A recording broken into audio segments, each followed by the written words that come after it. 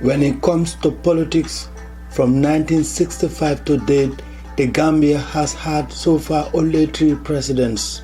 Sadauda Karaba Jawara from 1965 to 1994 and Yahya Jammeh from 1994 to 2017 and Adama Barrow from 2017 to date.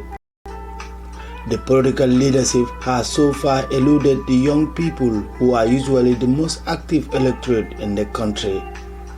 The voting bloc in the Gambia is primarily comprised of young people. According to the 2021 presidential election data, approximately 57.6% of the registered voters were between the ages of 18 and 35. I am on a quest to find out how young Gambians are reacting to the political and economic developments shaping up in the country. I am flying from New York to Columbus, Ohio, which is approximately a little more than an hour flight. The United States by far has the largest concentration of Gambian immigrants. Many Gambian students pursue higher education in countries like the United Kingdom, United States, and Canada. Approximately 1,871 Gambian students studying abroad. This number has likely increased since then, given the growing trend of international education. At Ohio University, recent statistics indicate that there are more Gambian students admitted here than anywhere else in the US. Some of these Gambians are concerned about how events are unfolding back home. Oh, that's a very, very interesting. I mean, I just wish we can have a better Gambia, right? A Gambia that can retain its young people, because I feel like right now there's a lot of hopelessness in that country, right? And I feel like it's not helping us. I feel like Gambia need to keep its young people. I feel like Gambia need to take advantage of the diaspora. And I feel like also that a lot of things are not happening for us in Gambia. So my experience in America here, I've seen a lot of things, and I feel like things are happening here because one, they have very good systems, like the institutions are strong, I mean, there is leadership, there is purpose, right? And there is love for country, which I feel is missing in the Gambia. I wish Gambia can be a country where people really love the country. And when people work, they really work for the country. My impression is that in Gambia, like, people are just working for themselves. And I think we don't have like a direction. I mean, if you go to some of these countries like US, you can sense that everybody who goes to work probably in some way knows that it's working for the country. And everybody knows that there's a vision for the country and they are heading somewhere, right? I just wish that Gambia is like that, a country where everybody see yourself going towards some direction, right? And I wish we just have a group of people who can be able to articulate a vision for the country, and that vision can inspire people, right? And we can change that country.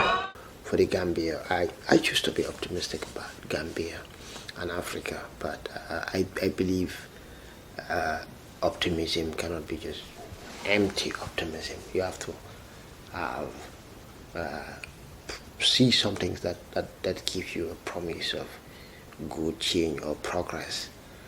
I have not seen much progress that would give me that hope, but I still look around and see, there are many young people who are getting the opportunity to develop themselves, right? And that I just choose to look at that.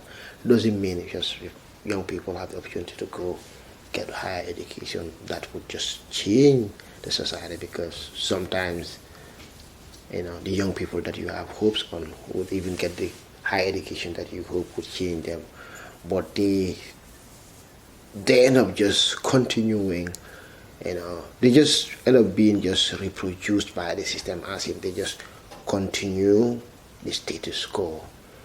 Gambia needs true reforms, right?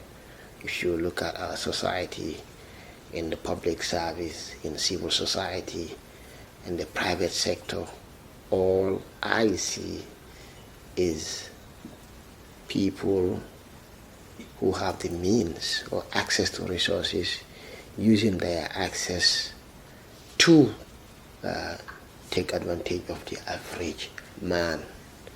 If you look at Gambia, for example, the salary structure, think of what like directors, for example, are being paid, or the board allowances that they get paid, and you think of the salary of the drivers that drive them to go attend those board meetings. You see the inequality is high. We think of the benefits, the health, the benefits that come with their jobs, and you think of the benefits that those drivers would have. If you think of the elite that are sitting in the most important positions in the country, the access they have to different benefits that comes with their jobs, the travels they have, what we make them their travels, and you think of the salary of the teacher in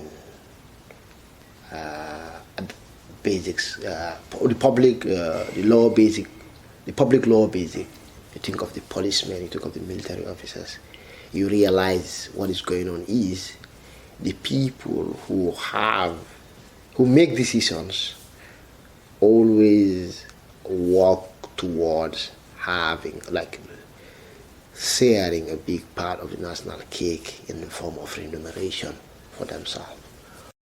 Join us next week for a continuation of our series. Don't forget to subscribe.